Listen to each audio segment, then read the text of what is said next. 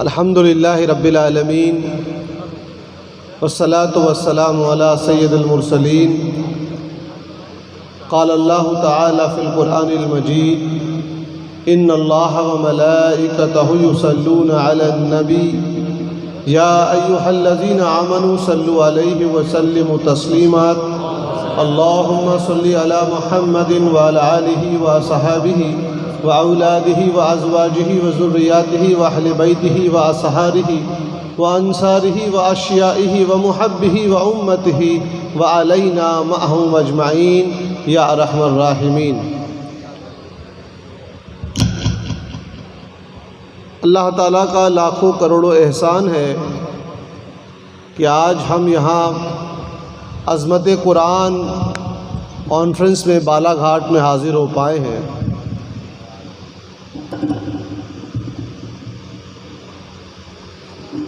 اور یہ خوشی کا موقع ان پریوار کے لیے یقیناً ہے جن کے بچوں نے اللہ تعالیٰ کے کلام پاک کو یاد کیا، اپنے سینوں میں محفوظ کیا۔ ان اساتذہ کے لیے بھی ہے جنہوں نے ان بچوں کے اوپر محنت کی، ان منتظمین پر بھی ہے کہ اللہ کے رسول صلی اللہ علیہ وآلہ وسلم نے فرمایا تم میں سے بہترین وہ لوگ ہیں جو قرآن کو سیکھیں اور سکھائیں۔ The best among you are those who learn and teach قرآن۔ اللہ تبارک و تعالیٰ نے قرآن مجید میں اپنے کلام کے حفاظت کا وعدہ فرمایا ہے۔ قرآن مجید سے پہلے اللہ تبارک و تعالیٰ نے مختلف کتابوں کو نازل فرمایا، لیکن ان مذاہب کے پیشواؤں نے ان کتابوں میں رد و بدل کیا۔ قرآن مجید میں 5 مقامات میں اللہ تعالیٰ نے فرمایا ہے کہ یہودی اور نصرانی اپنی کتابوں کو بدل دیا کرتے ہیں۔ تو اللہ تعالیٰ نے وعدہ فرمایا ہے قیامت تک اپنے اس کلام کو، قرآن پاک کو اللہ تعالیٰ نے حفاظت کرنے کا وعدہ فرمایا ہے۔ اور اس کی ایک چھوٹی سی مثال آج وہ بچے جن کو حفظ کی دستار پہنائی جائے گی تھوڑے دیر میں، یہ ہیں کہ آج یہ بچے قرآن شریف کو اپنے سینوں میں محفوظ کر لیا ہے، اب یہ اگلی نسلوں تک پہنچائیں گے۔ تو ہر وہ مسلمان جس کو اللہ کے رسول صلی اللہ علیہ وآلہ وسلم کہ اس حدیث شریف کا علم ہوگا اور اس کو اس بات پر غور اور فکر کرنے کا موقع ملے گا کہ دوسروں نے اپنی کتابوں کو بدل دیا، وہ آج خوش ہوگا کہ اس طرح اللہ تعالیٰ نے اپنے کلام کو جو اپنے آخری نبی پر نازل فرمایا اس کی حفاظت کی جا رہی ہے۔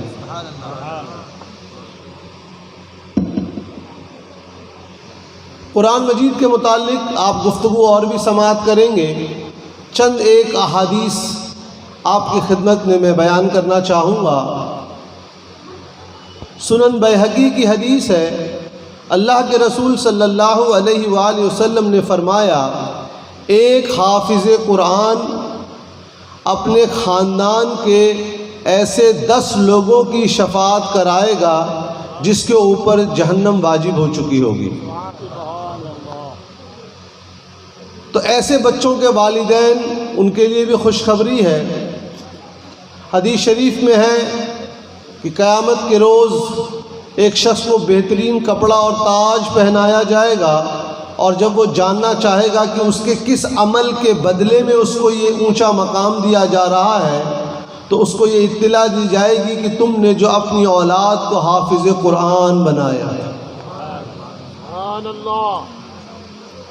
اللہ تعالیٰ کے کلام کو پڑھنا، مصحف شریف کو دیکھنا، سننا یقیناً بہت بڑا ثواب ہے، لیکن مسلمانوں کو صرف اس پر ہی سیٹسفائی نہیں ہونا چاہیے۔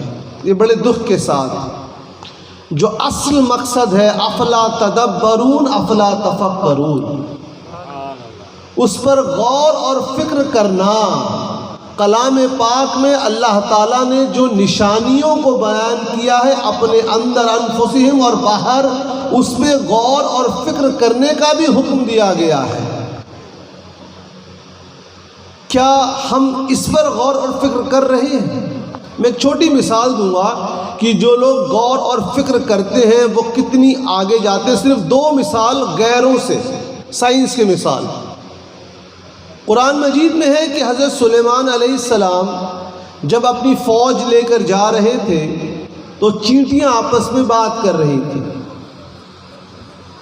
یہ مسلمانوں کی ذمہ داری تھی کہ وہ اس آیت مبارکہ پر غور کرتے اور سوچتے آخر چینٹیاں آپس میں کیسے بات کرتی ہیں۔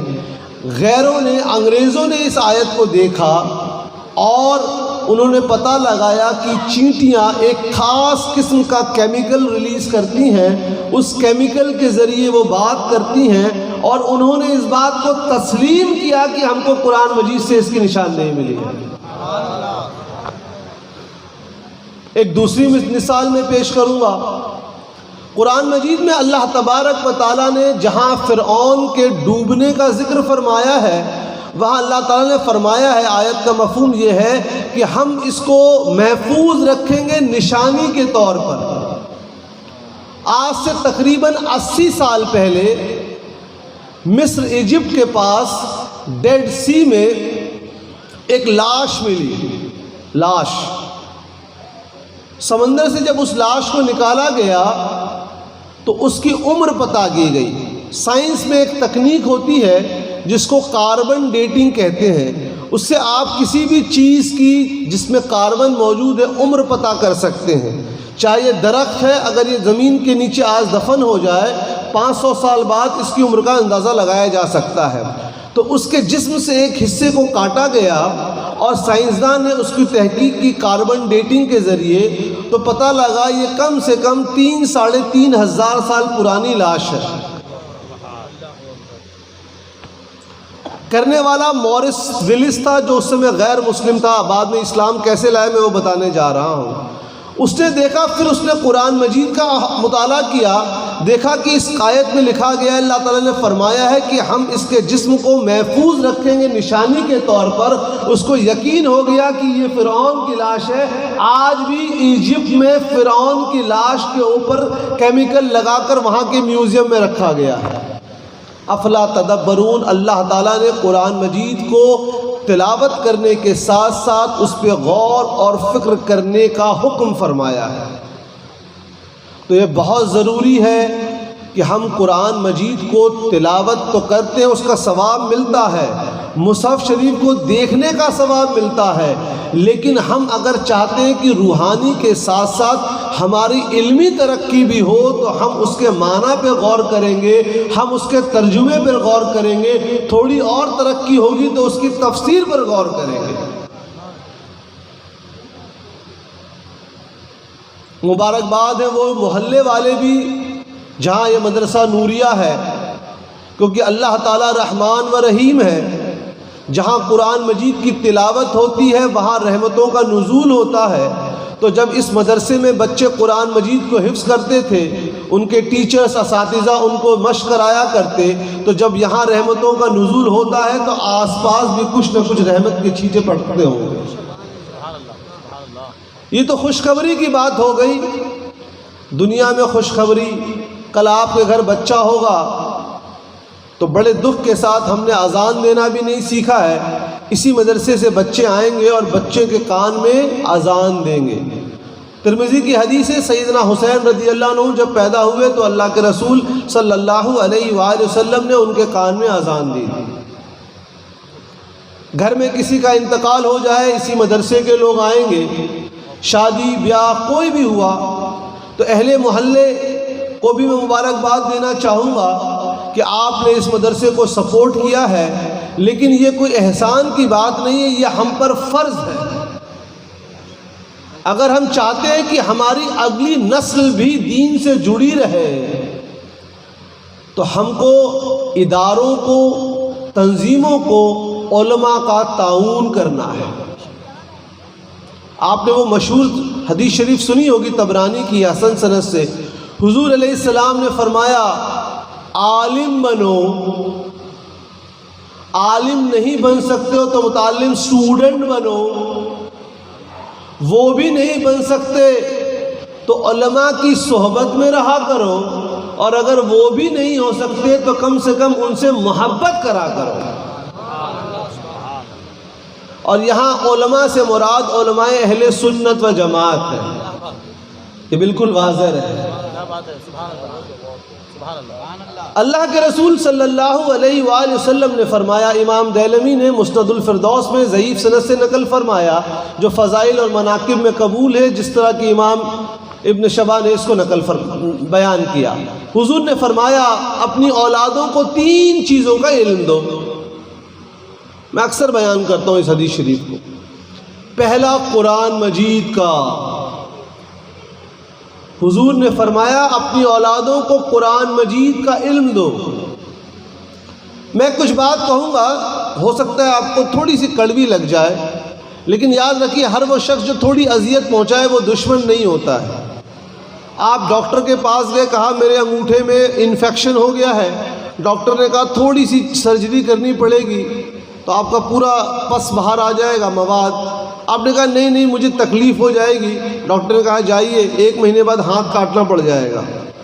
تو اس لیے مینجمنٹ میں ایک اصول پڑھایا جاتا ہے کہ ہر وہ شخص جو آپ کو تکلیف دے وہ آپ کا دشمن نہیں ہوتا ہے۔ تو میں بات جو کہہ رہا ہوں یہ صرف اصلاح کے لیے، اور بالخصوص میری تقریر کا جو توجہ ہوتا ہے وہ نوجوانوں میں ہوتا ہے۔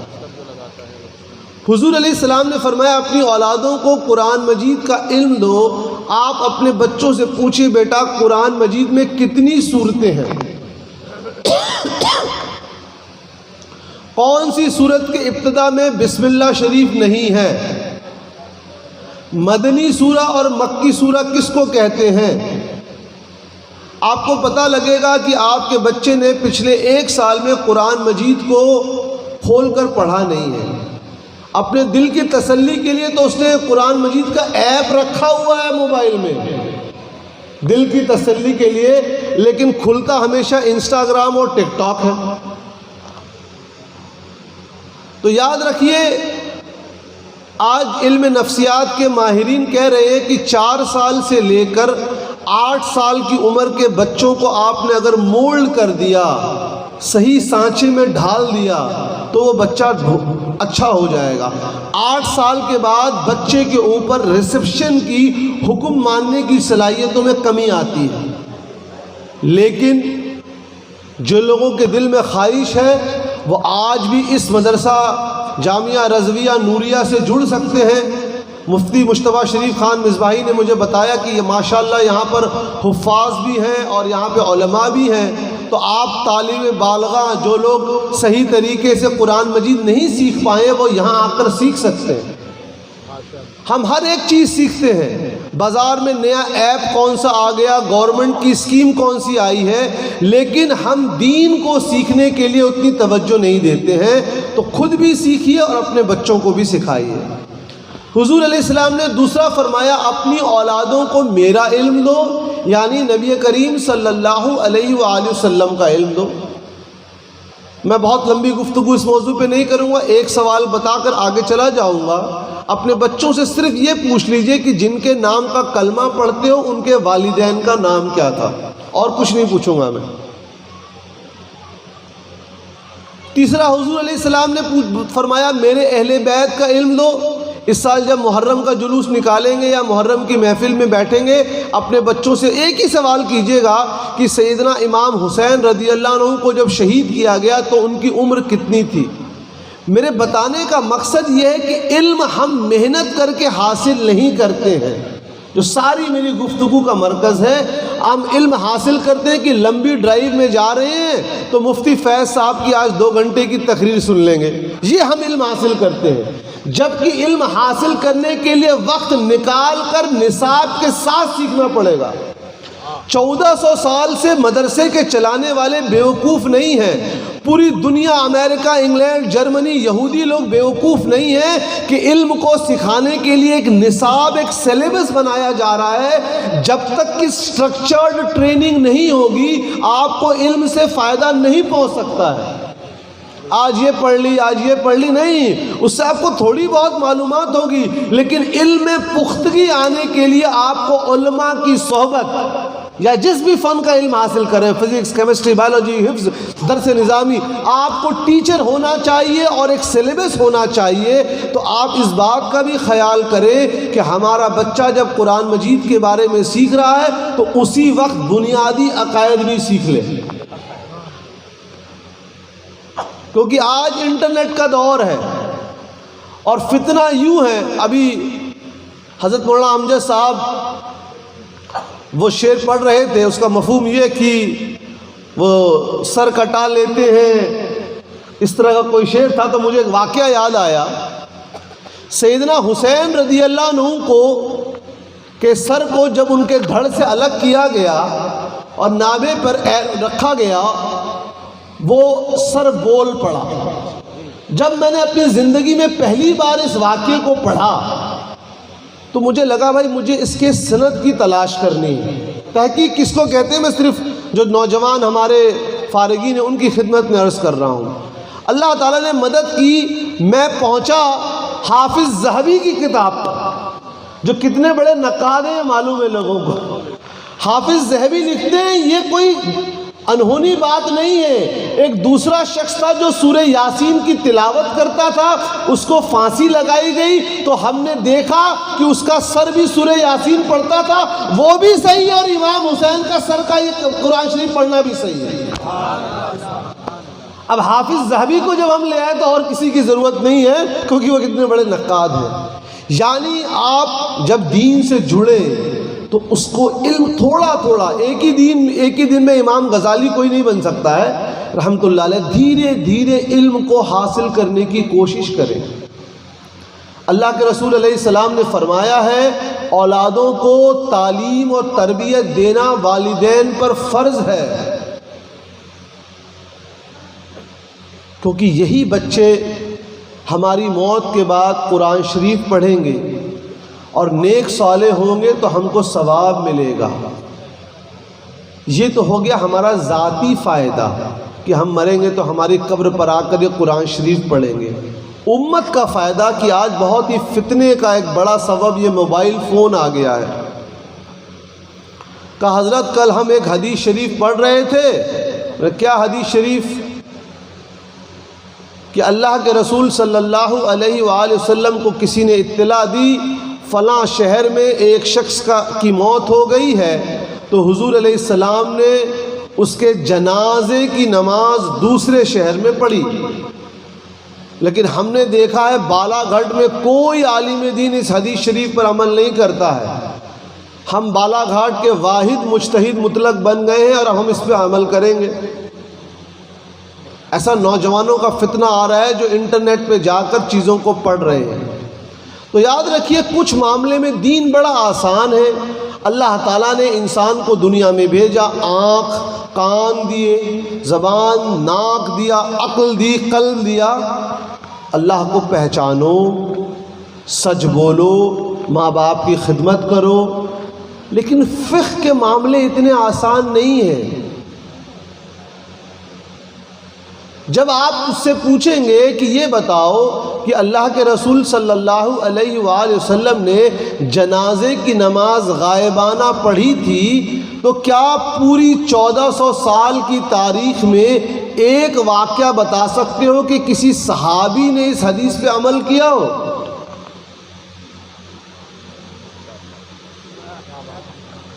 ایک واقعہ نہیں ملے گا کہ کسی صحابی نے جنازے کی نماز غائبانہ پڑھی ہو. ایک واقعہ نہیں ملے گا. لیکن حضور نے پڑھائی تو حضور کی قیادت میں شامل ہونے کا واقعہ ملے گا. فرق سمجھ میں آیا؟ جنازے کی نماز کے لیے ڈیڈ باڈی میت کا سامنے ہونا دکھنا شرط ہے. چونکہ نبی کریم صلی اللہ علیہ وآلہ وسلم کی نگاہ نبوت میں کوئی پردہ نہ تھا، ان کو وہ ڈیڈ باڈی دکھ رہی تھی. صحابہ اپنے آپ کو نبی جیسا نہیں سمجھتے تھے، اسی لیے حضور جب پڑھا رہے ہیں نماز غائبانہ تو شامل ہو گئے. لیکن جب ان کو خبر ملتی کہ آپ کا ایک ساتھی اس شہر میں شہید ہو گیا، انہوں نے کبھی نہیں پتا کی. اور سیلف والے مفتی بن رہے ہیں اور ہم کو اس سے کچھ بھی تکلیف نہیں ہوتی ہے. کیوں نہیں ہوتی؟ کہ ہم کو معلوم ہے کہ یہ قیامت کی نشانی ہے. صحیح بخاری میں اللہ کے رسول صلی اللہ علیہ وآلہ وسلم نے فرما دیا کہ قیامت کے نزدیک اللہ تعالیٰ علم کو اٹھا لے گا.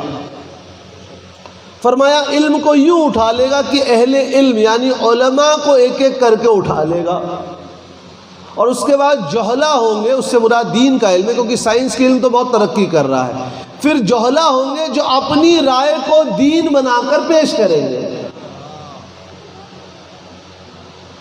آج آپ کو بالخصوص نوجوانوں کو بہت زیادہ تحقیق کرنے کی ضرورت نہیں ہے. بالخصوص حدیث میں اگر آپ کو بہت زیادہ شوق ہو رہا ہے تحقیق کرنے کا تو کودیے فقہ کے میدان میں. وہاں پیچیدہ مسائل آ رہے ہیں، اس کو آپ تلاش کیجئے، ورنہ میں آپ کو اس سے بھی آسان مسائل دیتا ہوں، ایک دن لے کے ریسرچ کر لیجئے. مصر میں پیرامڈ ہے، نام سنا ہوگا. کیوں ہمارے بچوں نے تحقیق نہیں کی پیرامڈ کس نے بنوایا تھا؟ سائنس کتنی ڈیولپ ہو چکی ہے، آسمان میں اسپیس میں راکٹ بھیج رہی ہے سائنس، لیکن سائنس خاموش ہے. سائنس خود بولتی ہے ہم کو آج تک یہ علم نہیں کہ اتنے اونچے اونچے ٹنوں کے پتھر اتنی اونچائی پر کیسے گئے. ہمارے پاس تو جواب موجود ہے، جنات کو یہ طاقت دی گئی تھی، انہوں نے اٹھا کے رکھا ہے. تو میں بتا رہا ہوں نوجوان بچوں کو کہ اگر آپ میں تحقیق کا شوق ہے تو آپ کوئی ایسی تحقیق میں مبتلا نہ ہو جس میں اپنا ایمان، عقیدہ اور عمل بھی خراب کر لیں. ایک دوسری مثال دوں گا.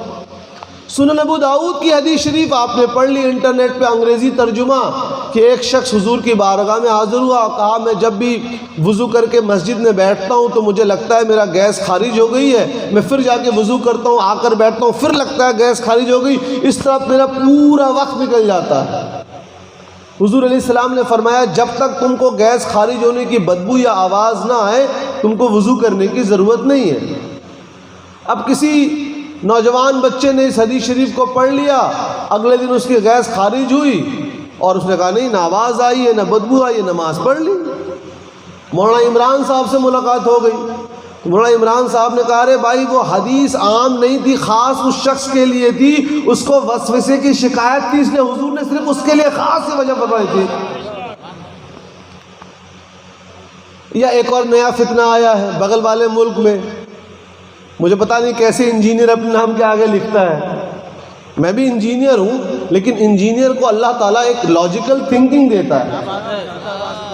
میں دو مثالیں اس کی دوں گا بالکل واضح، چونکہ وہ ہوتا ہے کہ ہم جواب کا وہ بھی دوں کہ وہ کوئی قابل اعتراض بات ہو، بیہودہ باتیں. میں دو اعتراض کی جواب دوں گا، آپ کو پتہ لگ جائے گا کہ علم کا معیار کیا ہے. صرف دو.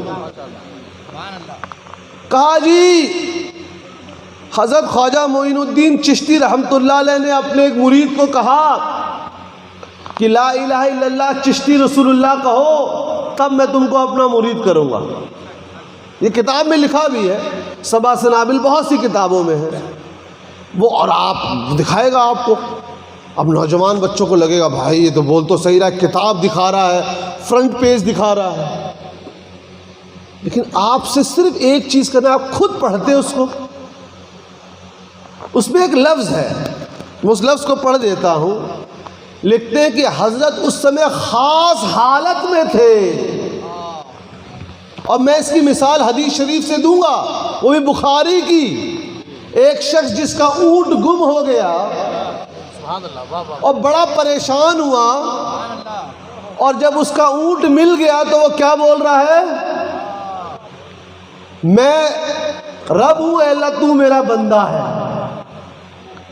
خوشی میں، کیونکہ اپنے دماغ سے وہ باہر ہو گیا. شریعت کس کے اوپر ہے؟ عاقل اور بالغ کے اوپر. جس کی دل و دماغ اس کے قبضے میں نہیں ہے اس کے اوپر شریعت کا حکم نہیں ہے. اسی لیے کوئی مریض اگر کوما کی حالت میں 1-4 دن اگر وہ ہے ہاسپٹل میں تو اس کے اوپر نماز فرض نہیں ہے. تو اس وقت خواجہ معین الدین چشتی رحمۃ اللہ، اور ایک اور چیز عرض کر دوں، یہ واحد واقعہ نہیں ہے. ایک کتاب میں کہ حضرت علامہ شبلی رحمۃ اللہ علیہ، ابو بکر شبلی رحمۃ اللہ علیہ کے متعلق بھی سیم بات پیش کی جاتی ہے۔ وہاں پر بھی ہے کہ وہ جذب کے عالم میں تھے۔ آپ کسی بھی مفتیان کرام کے پاس جا کر پوچھ لیجئے، جب کوئی شخص جذب کے عالم میں ہو، کیفیت کے عالم میں ہو، تو اس کے اعمال کو، اس کے اقوال کو حجت بنا کر پیش نہیں کیا جاتا ہے۔ غیر مقلدین کے شیخ کل شیخ ابن تیمیہ نے اس کو اپنے مجموعہ فتاویٰ میں لکھ دیا کہ شریعت انہی کے اوپر ہے جو عاقل ہو، اگر کوئی کیفیت ہو اور پاگل پن یا دورہ یا اللہ کی محبت میں وہ اپنے سے باہر ہو جائے تو اس کے اقوال کو حجت بنا کر فتویٰ نہیں لگایا جائے گا،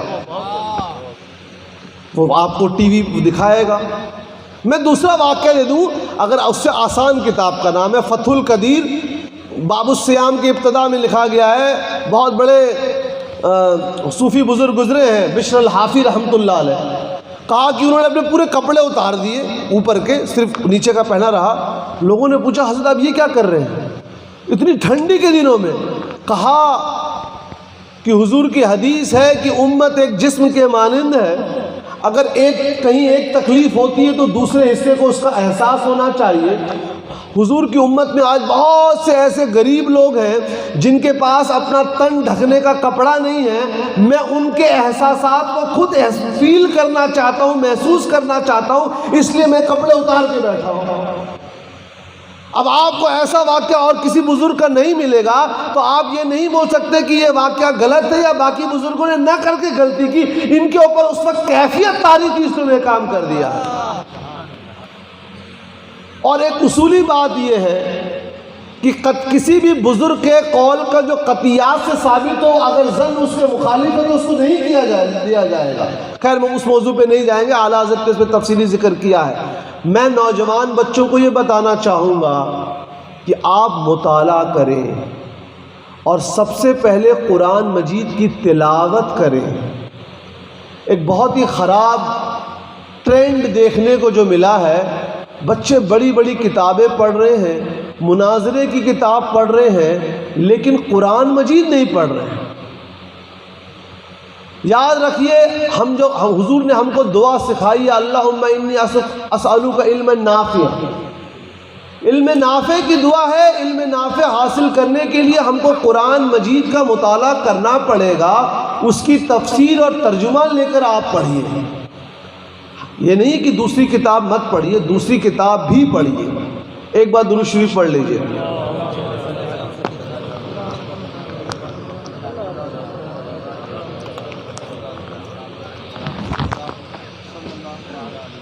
جزا اللہ عنا سیدنا محمد صلی اللہ علیہ وسلم صلاۃ و سلام علیک یا رسول اللہ۔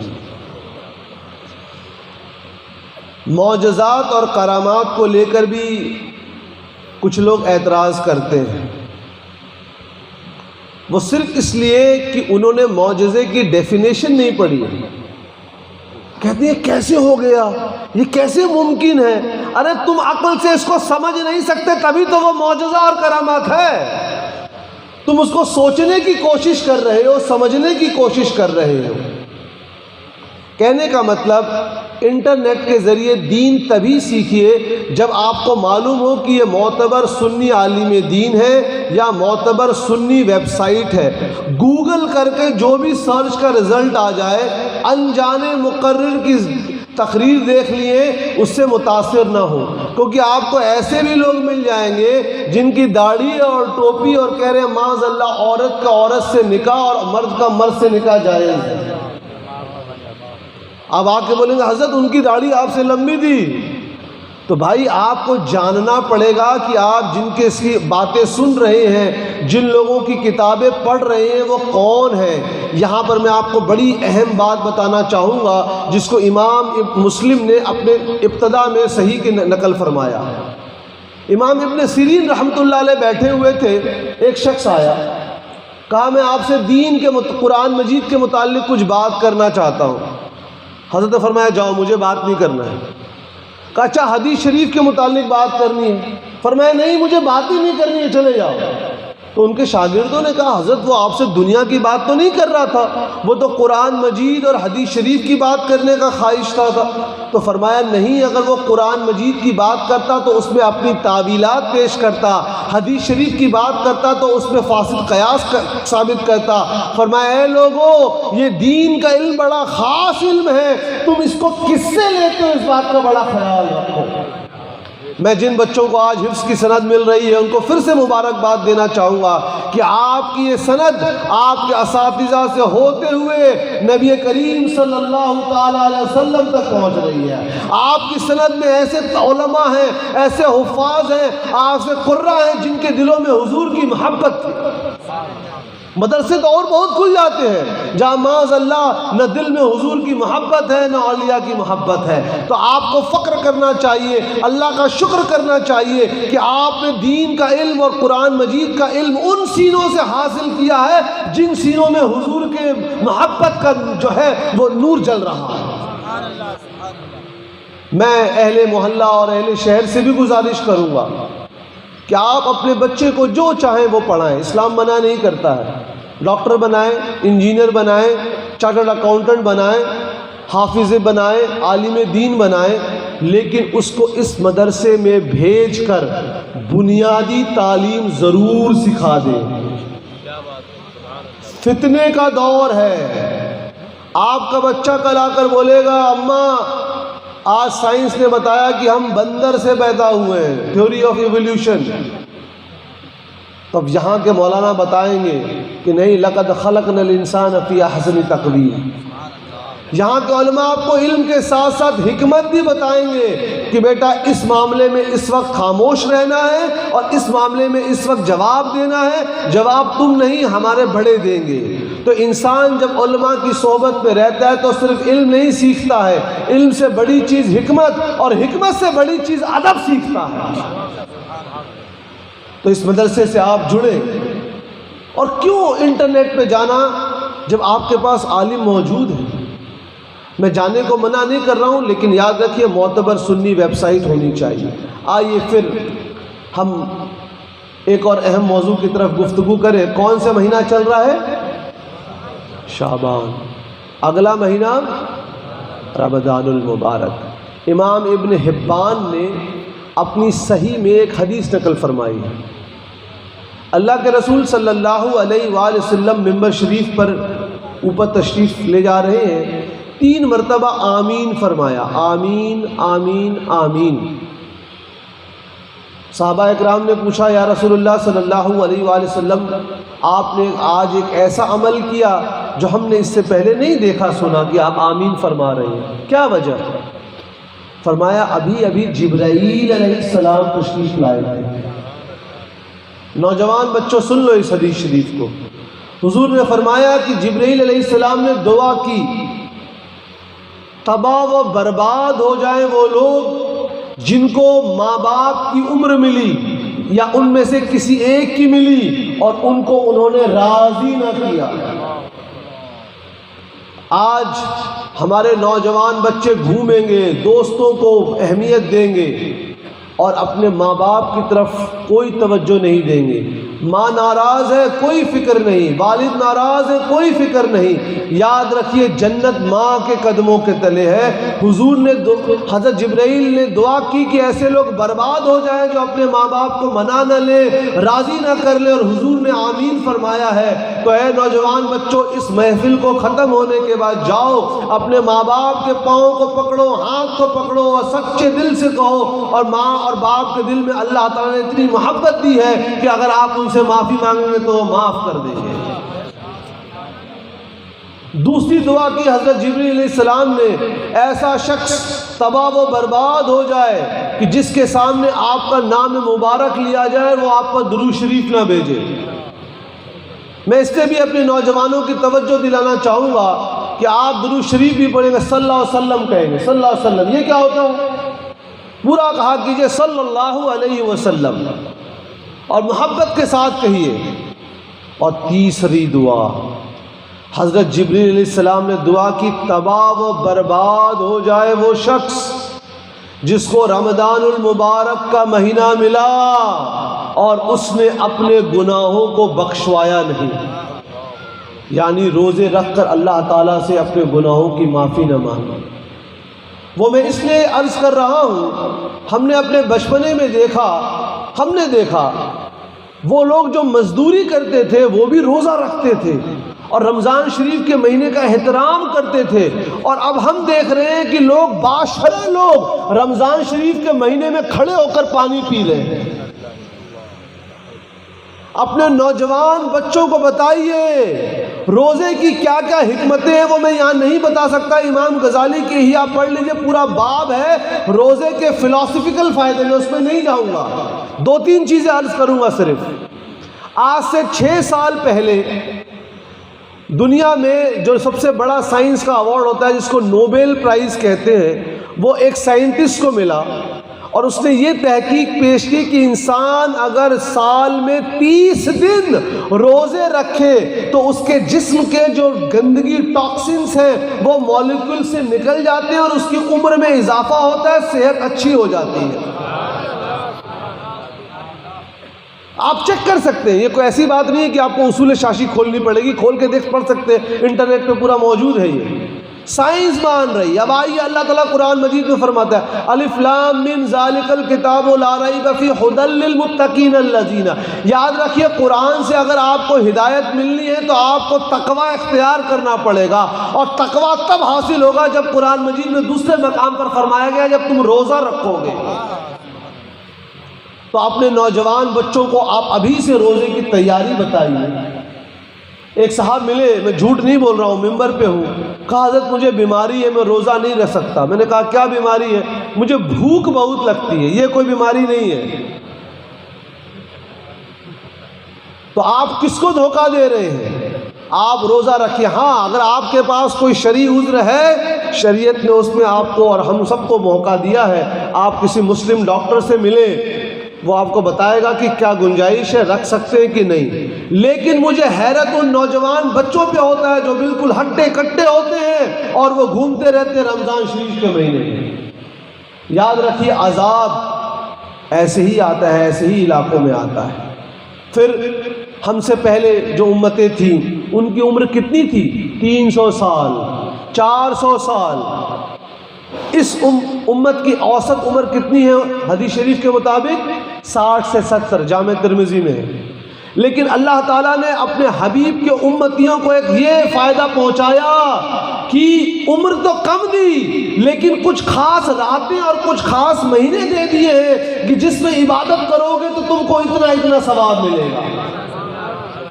رمضان شریف کا مہینہ آ رہا ہے، ایک نیکی 70 ٹائمز ایمپلیفائی ہو جاتی ہے، 70 گنا زیادہ ثواب ملتا ہے۔ اور اسی مہینے میں لیلۃ القدر بھی آئے گی، اور ابھی نصف شعبان، 15ویں شعبان آنے والی ہے۔ وہ رات جا کر قبرستان میں لائٹ لگا کر اور گاڑی کو تھروٹلنگ کی رات نہیں ہے، وہ رات ہے، اس کا نام ہی ہے شب برات، نجات کی رات ہے، اپنے گناہوں کی نجات کی رات ہے۔ تو اپنے بچوں کو اس طرح جو دینی موقع آنے والے ہوتے ہیں ان کے بارے میں بتائیے کہ بیٹا یہ شب برات کیوں ہے، اور اس کا سب سے آسان طریقہ کیا ہے؟ اگر مدرسے میں، مسجد میں اس موقع سے کوئی جلسہ ہے، کوئی محفل ہے تو جائیے، تھک مت جائیے، کیونکہ پتہ نہیں اگلے سال یہ رات ملے نہ ملے۔ تو میں مبارکباد دینا چاہتا ہوں، اور جن بچوں کو آج سند دی جائے گی ان کے لیے ایک حدیث شریف، ان خاص بچوں کے لیے خوشخبری تو بہت ہے کہ وہ جنت میں جائیں گے، اپنے والدین کی بخشش کروائیں گے، سروں پر تاج ہوگا۔ ایک حدیث شریف جو تصوف سے جس کا تعلق ہے، حضور علیہ السلام نے فرمایا قیامت کے دن 3 لوگوں کو لایا جائے گا۔ پہلے شخص سے پوچھا جائے گا کیا امید کرتے ہو؟ وہ کہے گا میں نے اپنی جان اللہ تعالیٰ کی راہ میں قربان کی تھی تو مجھے جنت ملنا چاہیے۔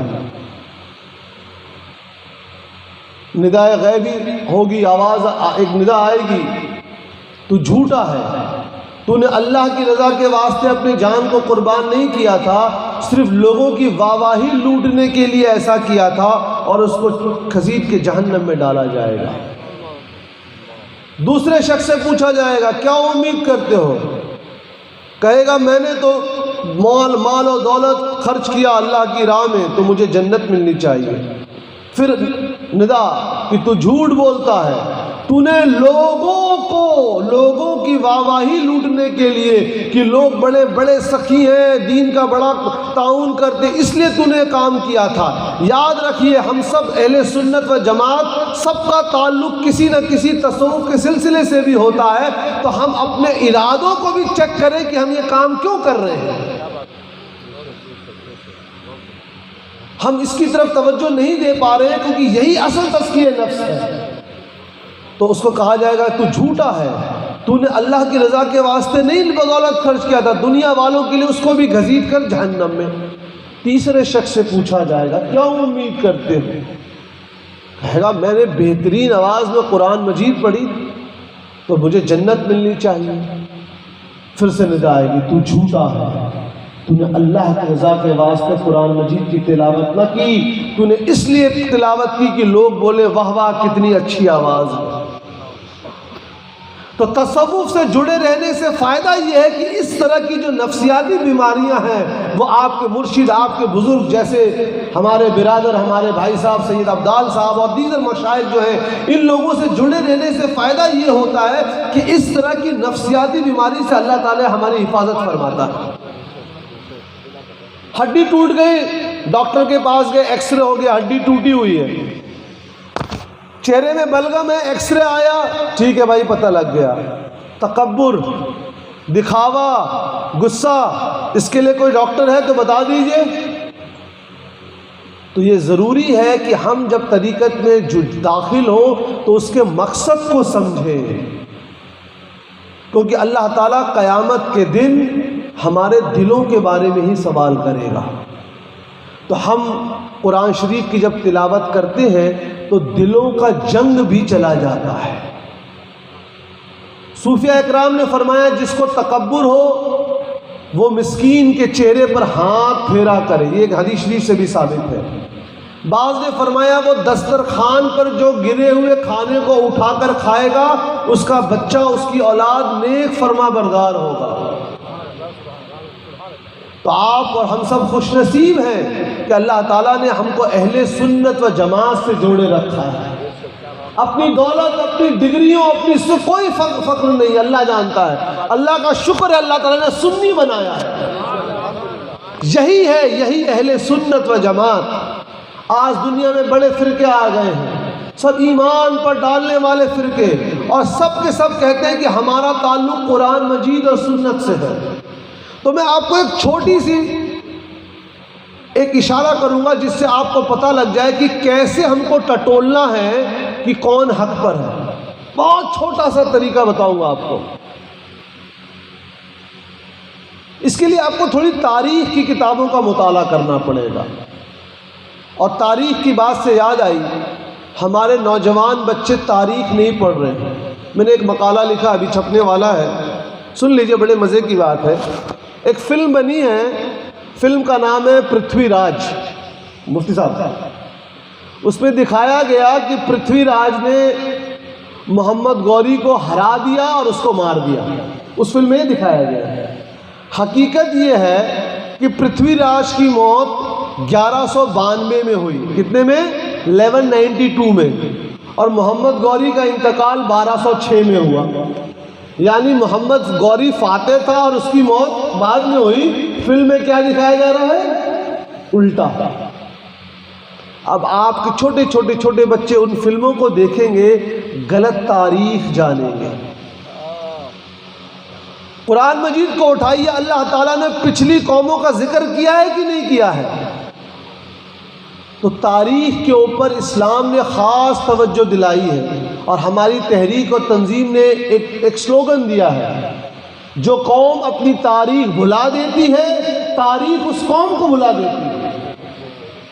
تو انشاءاللہ تعالی آئندہ اسی جو آپ کا یہ جو حفظ کا کلاسز چل رہی ہیں، یہاں پر تاریخ کی بھی ایک مختصر کتاب مفتی فیض صاحب نافذ، پتلی سی مختصر ہندوستان کی تاریخ، یا بنو امیہ بنو عباس، مختصر تاریخ، کہ میں چاہتا ہوں کہ جو بچے حافظ قرآن نکلے وہ حفظ کے ساتھ ساتھ، مجھے معلوم ہے انشاءاللہ یہاں پڑھ کر زیادہ تر بچے وہ ناگپور میں چلے آتے ہیں، امجدیہ میں، اور اچھی بات ہے، تو میں ان بچوں کو یہ بھی کہنا چاہوں گا کہ صرف حفظ کہہ کر پڑھ کر آپ کو بہت بڑا ایک انعام ملا ہے، اللہ کی طرف سے اعجاز ہے، لیکن ہر علم والے کے اوپر ایک دوسرا علم والا ہوتا ہے، آپ اپنے علم کے اس سلسلے کو اور آگے بڑھائیں اور ارادہ کریں۔ میں ان کے ماں باپ سے بھی درخواست کرنا چاہتا ہوں کہ آپ ان بچوں کو ناگپور کے امجدیہ میں بھیجیں۔ تو تاریخ کے اعتبار سے میں بات کرنا چاہوں گا کہ کیسے پتہ کریں کہ کون حق پر ہے، سوال ہے کہ نہیں؟ چھوٹا سا فارمولا، چھوٹا سا، اسلام صرف ہندوستان میں تو نہیں ہے، عمان میں ہے، سوڈان میں ہے، یمن میں ہے، ایجپٹ میں ہے، ملیشیا میں ہے، انڈونیشیا میں ہے کہ نہیں ہے؟ وہ لوگ کہتے تھے نہیں جی دین شروع ہوا ہے سعودی عرب میں، سعودی عرب میں میلاد شریف نہیں منائی جاتی ہے، اس لیے ہم یہاں نہیں منائیں گے۔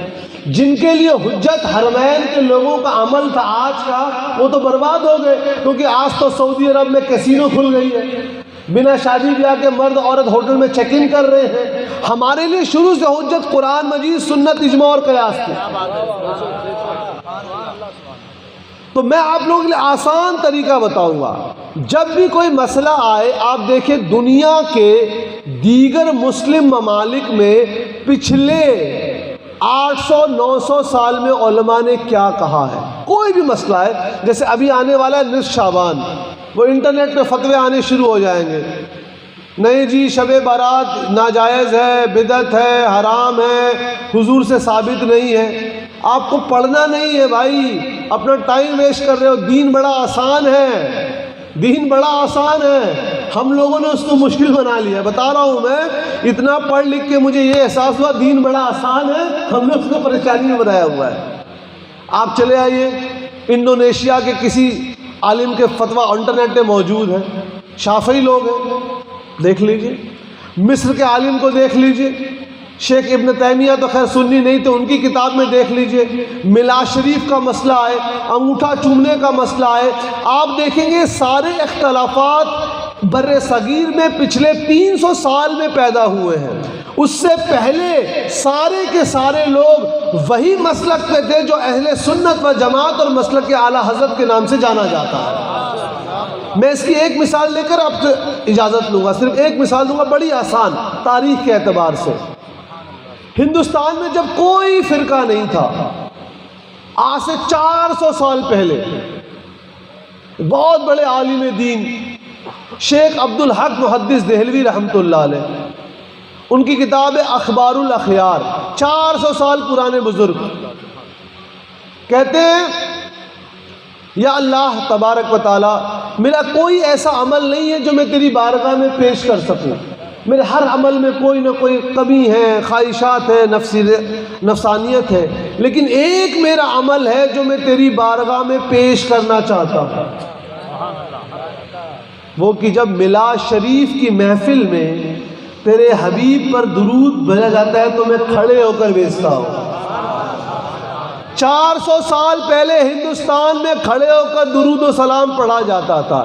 ہندوستان کے باہر چلے، امام تقی الدین سبکی شافعی رحمۃ اللہ علیہ 750 کے آس پاس انتقال ہے ہجری کی، وہ بھی کہتے ہیں کہ میلاد شریف کی محفل میں جب مجھ میں کیفیت طاری ہوتی ہے میں کھڑے ہو کے درود پڑھتا ہوں۔ تو یاد رکھیے اہل سنت و جماعت کے جو بھی معمولات ہیں، عقائد ہیں، وہ بالکل صاف ستھرے ہیں، وہ اپنے دلائل پر ہیں، لیکن آخری بات اعتراض کیوں ہوتا ہے؟ ہمارے اعمال کی وجہ سے۔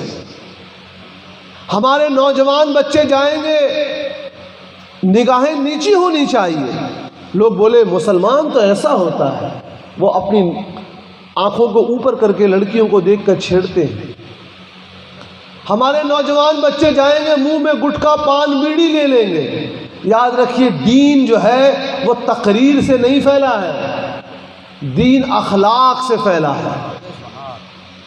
آپ کو دیکھ کر کوئی غیر مسلم آپ کے بغل سے جا رہا ہے، آپ سے وہ پورے 3 گھنٹے کے سفر میں بغل والی سیٹ پر بیٹھا ہے، ایک لفظ نہیں بات کرے گا، آپ اس کو تھوڑی تبلیغ کر پائیں گے، لیکن آپ کے اعمال رہیں گے تو وہ آپ کے اپنے آپ مائل ہو جائے گا کہ بھائی یہ صاف صفائی سے بیٹھے ہیں، خوشبو بیٹھے ہیں، کان میں ہیڈ فون تیزی سے نہیں سن رہے ہیں۔ تو میں نوجوان بچوں سے یہ گزارش کروں گا کہ آپ تھوڑا وقت علماء مشائخ کی صحبت میں گزاریں کہ ادب سیکھیں، طریقہ سیکھیں، اور یہ مدرسہ ہم سب کا مدرسہ ہے، اس کو سپورٹ کرنا ہماری ذمہ داری ہے۔ آج کل ایک چائے 10 روپے کی مل رہی ہے،